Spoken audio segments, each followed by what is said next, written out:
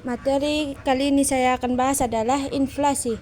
Kelompok 3, Nur Aisyah, Fitriani, Al-Saskia Maharani, Artika Sari, Rasya Ramadan.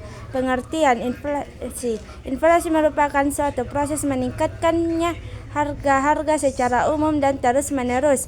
Kenaikan harga dari satu atau dua barang saja tidak dapat disebut inflasi, kecuali bila kenaikan itu meluas pada barang lainnya. Penyebab inflasi adalah jumlah uang yang beredar meningkat sehingga harga barang ikut naik. Kebijakan moneter yang longgar membuat peredaran yang terlalu besar dibanding ukuran perekonomian. Dampak inflasi yaitu 1. Berkurangnya daya beli. 2. Suku bunga lebih tinggi. 3. Penyusutan nilai uang. 4. Pertumbuhan ekonomi melambat. Dan 5. Tindakan anti-inflasi dapat menyebabkan resesi. Jenis-jenis inflasi yaitu A. Inflasi berdasarkan tingkat keparahannya. Berikut ini adalah jenis inflasi berdasarkan tingkat keparahannya.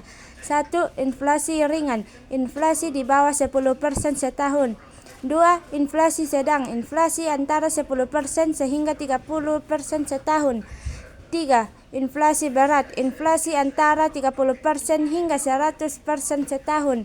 4. Inflasi sangat berat. Inflasi di atas 100% setahun.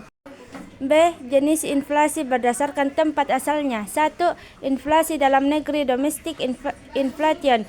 Inflasi dalam negeri bisa terjadi ketika biaya produksi dan permintaan masyarakat dalam negeri meningkat sehingga keseimbangan harga tidak bisa dicapai. 2.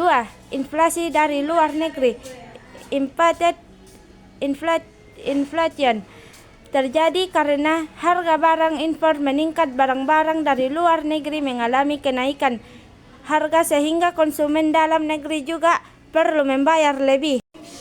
Cara mengatasi inflasi.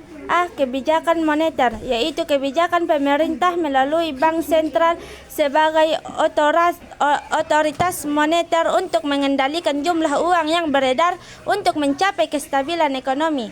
B. Kebijakan fiskal, dilakukan pemerintah untuk mengatur pendapatan dan pengeluaran negara. C. Kebijakan non-moneter dan non-fiskal, artinya dilakukan dengan tidak mengaruhi jumlah uang yang beredar maupun pendapatan dan pengeluaran negara. Rumus inflasi. Laju inflasi IHK sekarang IHK sebelumnya, atau IHK sekarang kali 100%. Cukup sekian presentasi kami. Assalamualaikum warahmatullahi wabarakatuh.